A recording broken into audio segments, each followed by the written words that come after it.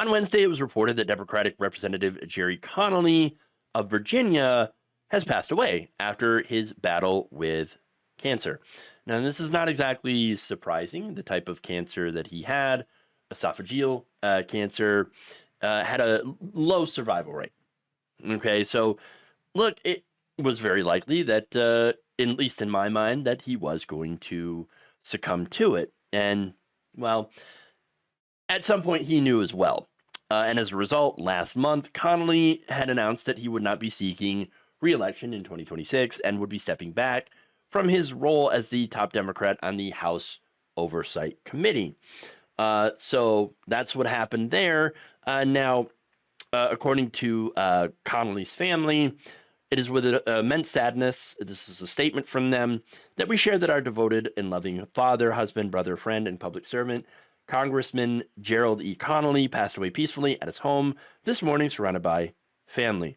Connolly had represented Virginia's 11th Congressional District since 2009. So, look, he's had a very long career in Congress, did a lot of things, and, some of those things were really good things, okay? Now, in an open letter he sent to his constituents when he stepped down or stepped back, he said that while the cancer was initially beaten back after some treatments, it had returned. So it was a pretty aggressive cancer. And so at the end of the day, he knew that his time was pretty limited. Okay. Now, look, the story's kind of personal for me because last month I lost my own father to cancer, leukemia specifically. So, of course, my thoughts go out to his family and his friends, and I understand the pain and the loss that they must feel because I am going through the same thing myself. Okay. Now, this is the part where some people are going to get mad at me. Okay.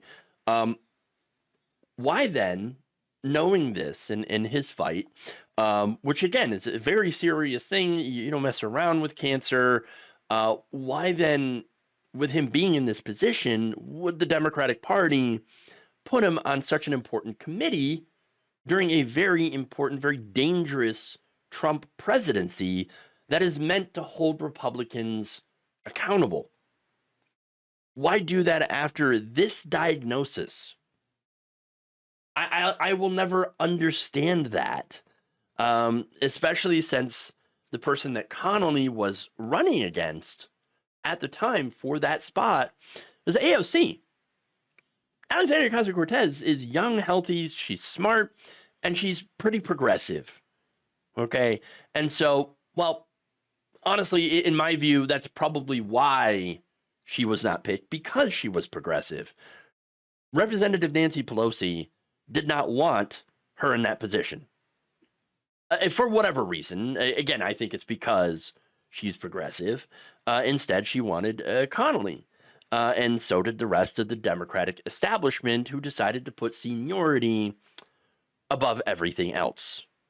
Okay? And so that to me, this illustrates a big problem with the Democratic Party. They would rather choose people who are literally dying than to actually fill these places with young progressives. Okay? And that's why, this is why I back David Hogg. Okay? Because he's right. He was right. We need younger leadership. And I'm not saying that, David Hogg is like some wild-eyed lefty. He's just somebody who sees the gerontocracy and goes, maybe we ought to invest in younger leadership. Maybe we ought to do that. We ought to do something a little bit different. Because again, the Democratic Party's big problem is that they are filled with people that refuse to know when their time is up, to know when to pass the baton to the next younger generation. They have had a problem with wanting to have people in their party, the establishment, stay in office until they literally die. They would rather have that, die in office, than hand over power to the next younger generation of Democrats. And so that is the issue, okay? And it's, look, Connolly is the 6th Democrat to die in office in the past 13 months, okay? Representative Sylvester Turner of Texas died on March 4th. Representative Raul Grijalva of Arizona died on March 13th, okay? Representative Bill Pascrell of New Jersey died after weeks of respiratory issues in August of 2024. Sheila Jackson Lee of Texas died of pancreatic cancer on July 19th, 2024. And Representative Donald Payne Jr. of New Jersey died of unknown health reasons on April 24th, 2024. All of them were 60 plus, at least, okay?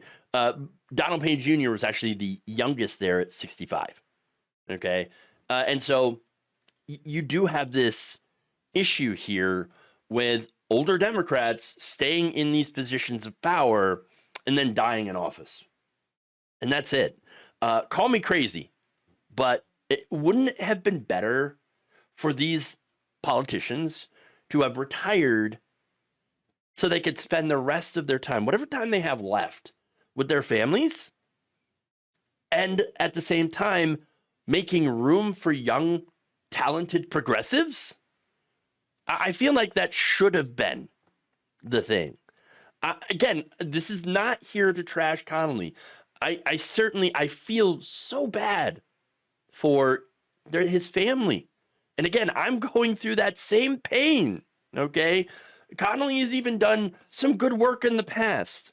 And I could admit that my timing here perhaps sucks for pointing this out, but you've got to. And I know people are going to get mad at me for it, but you got to point out how the Democrats are ignoring young people. And I'm not so young myself, all right? So I get it. But like, they're refusing to change the party itself, the leadership. And this is after getting defeated by a reality show conman, not once, but twice. This is the same people, all right?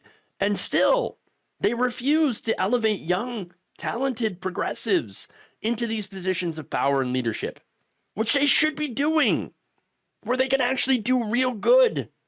And maybe even, I don't know, realign the party into one that serves the working class and not the donors, not the big corporations, okay?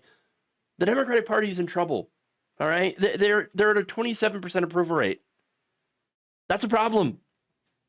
This is while Republicans are out there doing some of the most unpopular policies imaginable. They're destroying our country. And the Democrats refuse to change. It's insane. What are we doing here? What are the Democrats doing? And again, like David Hogg or not, he is correct in the fact that we do need younger leadership to come in and to change the direction of the party. That's the thing. And yet, right now, it feels like you have the older generation of establishment Democrats that apparently has to literally die off for this to happen, for there to be any change, because they're refusing to get out of the way. And I'm sorry if it seems like this is mean, but somebody has to say something. Somebody has to tell the truth here. The Democratic Party must change, must adapt, and must embrace the younger progressive wing of the party if they ever want to regain power and become relevant again. Thank you for watching. If you enjoyed this video, please like, share, subscribe, hit the bell icon in order to get notified whenever a new video is released. And if you want to support independent, progressive media through this difficult time where it seems like everybody is shutting down, you can become a member on our YouTube page, you can become a subscriber on Facebook, or you can go to my Patreon. It's patreon.com/Jeff Waldorf. Thank you.